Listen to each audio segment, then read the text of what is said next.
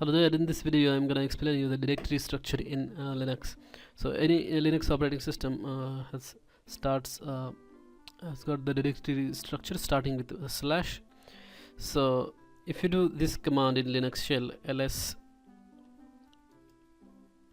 slash, it will display all the directories at the top level. So this is the list of all the directories at the top level, and if you wanna view the hidden files as well, you can type like that and it will display the hidden files as well.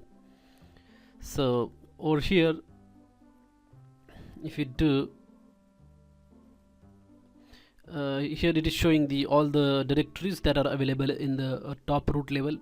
So first is the bin directory, and the bin directory is used contains a lot of binary executables. So if you go to that directory cd/bin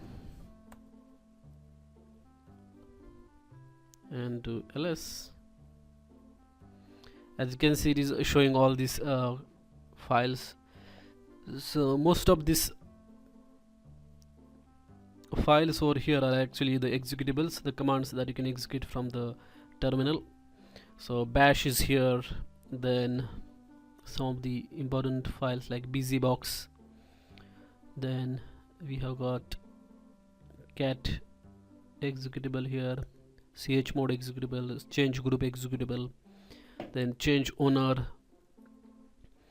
All these files are there. Then dash shell is there, date command is there, df command is there, which is used to free the disk, dir command is there, less command is there. So most of the executables are available in the bin directory.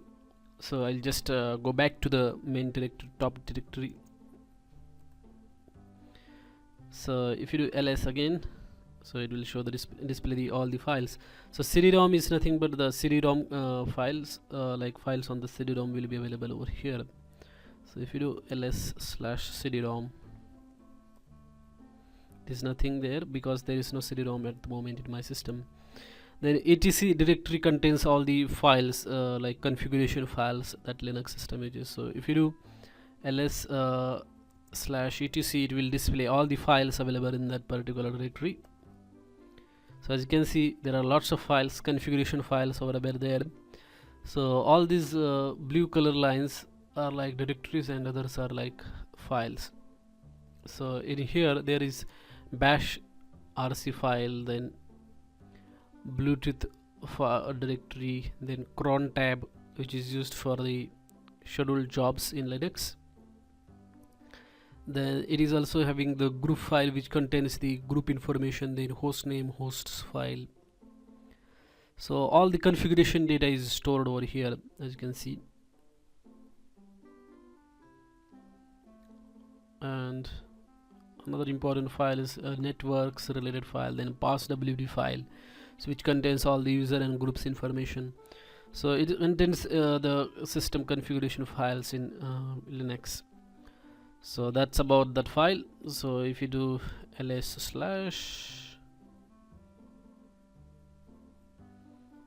it will again show the root directory file. So we have covered etc.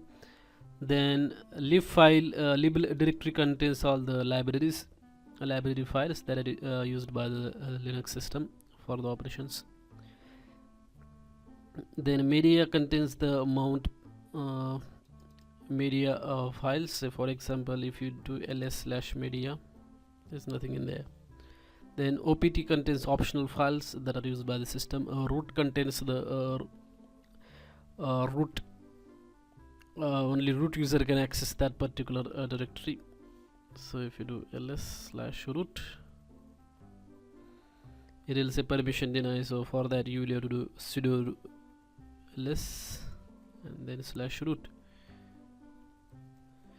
and there's nothing in there right now. It should be the hidden files out there.